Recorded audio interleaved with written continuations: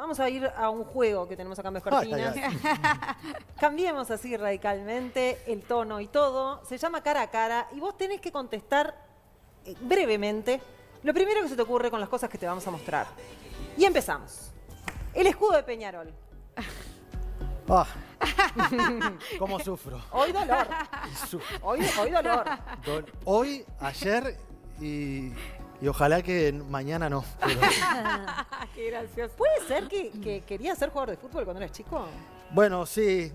Vieron que cuando uno es chico siempre imagina cosas, ¿no? Yo jugaba al fútbol yo fui a Colegio Salesiano. De ahí es que conozco incluso, tengo muy buen vínculo con Sturla y con la señora del presidente que estaba vinculada también a los salesianos, sí, y los hijos también por el Maturana. Y ahí hay todavía una liga que es ADIC. Y yo jugaba al fútbol y después me fui dando cuenta que capaz que lo mío eran los libros y no el fútbol. Pero jugás de defensa. Pero me gusta. UPM2. Bueno, yo creo que es una buena noticia para el Uruguay y para el trabajo del Uruguay y creo que para la confianza.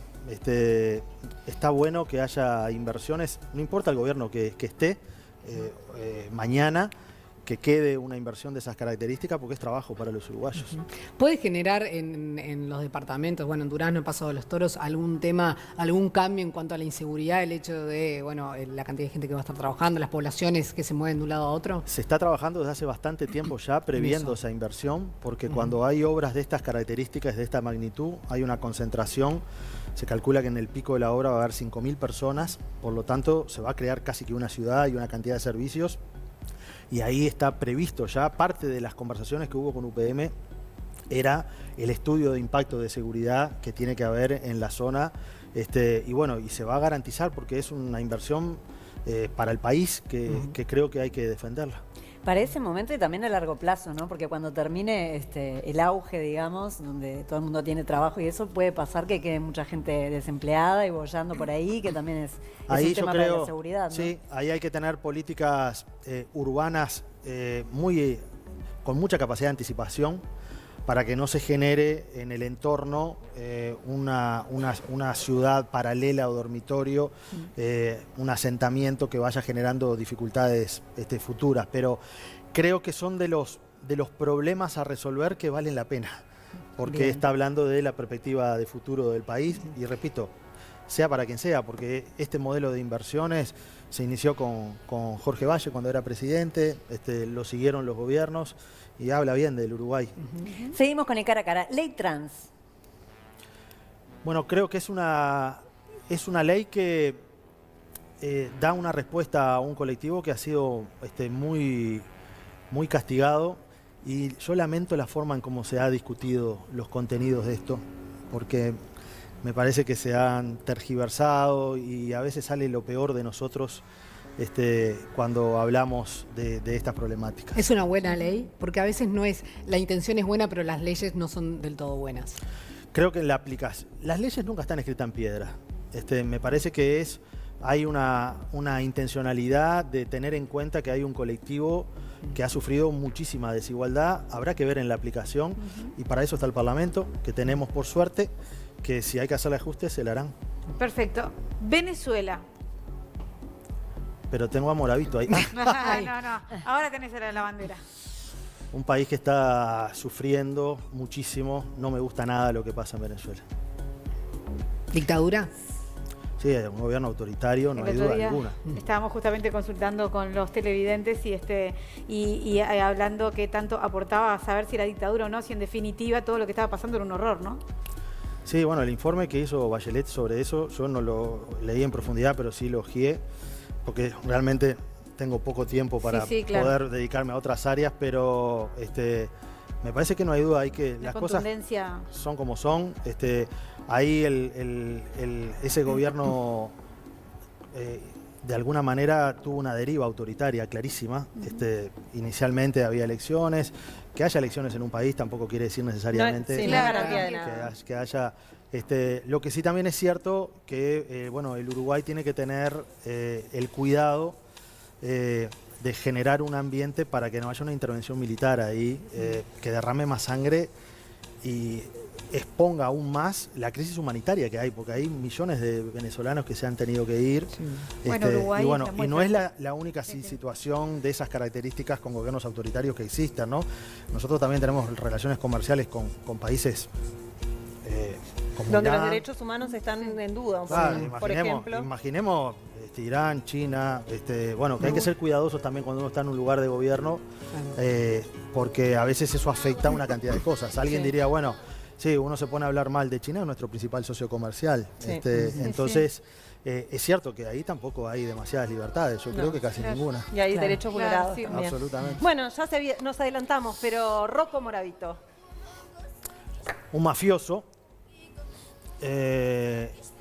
que creo que tuvo la complicidad de algunos malos funcionarios para poder escapar. ¿Eso te duele? Sí, Cuando claro.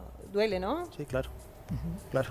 Es algo que está bajo investigación de la justicia y de la fiscalía, pero creo que es obvio que nadie se escapa así sin ayuda Con tanta impunidad. y sin colaboración. ¿Las cárceles están preparadas, las cárceles uruguayas, para, por ejemplo, tener Estos personajes. estos personajes? Yo creo que sí, lo que pasa es que ahí, si yo tuviera 1 minuto y medio, explico una situación que no la... Tenés más de 1 minuto y medio porque es la penúltima. Bueno, pero Tenés, sí. tenés un Sí, minuto y medio. pero es corto. Esto que voy a decir, de ninguna manera quiere decir que lo que haya pasado no haya sido gravísimo y la explicación no implica para nada defender la Justificar. situación, Sí. ¿tá? Justificarla. Pero había una situación legal con él. Él había ido al penal de libertad.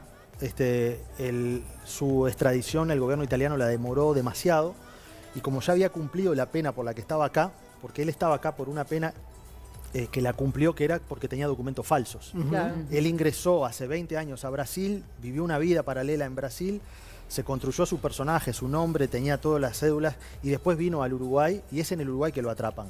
Pero al Uruguay lo procesan por documentación falsa. Esa pena la había cumplido y por ley no podía estar en una cárcel de máxima seguridad. Por eso tenía que estar en ese lugar, que yo creo que no era el lugar adecuado, pero los organismos de derechos humanos y también la presión de todo el sistema de justicia no permitía trasladarlo a una cárcel de alta seguridad. Eso para nada, de vuelta, justifica que se haya ido de la forma en cómo se fue, porque claramente hubo colaboración. También se había hablado de la posibilidad de haberlo llevado a la Republicana, pero que también allí había otros presos de En esta pesos misma situación. pesados, digamos, Lo que- y que iba a ser peor. Podía generar una... Claro, lo que sucedió ahí, y ahí le robo 30 segundos, que es que él fue el que pidió ir a la Republicana. Ah, Porque él quería estar al lado de un narco muy importante. Fue Él. él. ah. Quería estar junto con el mexicano. Claro. que está- Claro, sí, sí. y entonces Por eso era se no- obvio de que Iban a armar- no era... Claro, era la dupla. La directora de la ex cárcel central decía que era muy manipulador y que estaba Sí. todo el tiempo tratando de generar Vínculos vínculos. como para... No se llega a ser el capo de la narangueta si No. no, Ah, sí, A ver, sos una y serpiente. es una persona Tendría su que, carisma Si también. no manejas que ese con ángel, esa edad claro. él había vivido 24 años clandestino. Claro. Claro. Vamos con el último cara a cara, Elena Quinteros. Ah, una deuda que el Uruguay tiene con los desaparecidos. ¿Usted va a trabajar en caso de que le toque seguir en el gobierno, el Frente Amplio, con este tema? Sí, claro. Yo creo que este tipo de... A ver, esa herida es una herida que los uruguayos tenemos que cerrar con la verdad. ¿Es posible? Y yo creo que es necesario. Lamentablemente hay muchos de los responsables que han decidido callar y no decir la verdad. Y bueno, si yo estuviera en el pellejo del hijo, del nieto, de alguna de las personas desaparecidas, no perdería la esperanza y no me gustaría que en la sociedad se perdiera la esperanza de encontrar la verdad sobre mi madre, mi padre, mi abuelo, mi tío. Claro. Entonces me siento con esa responsabilidad moral, digamos.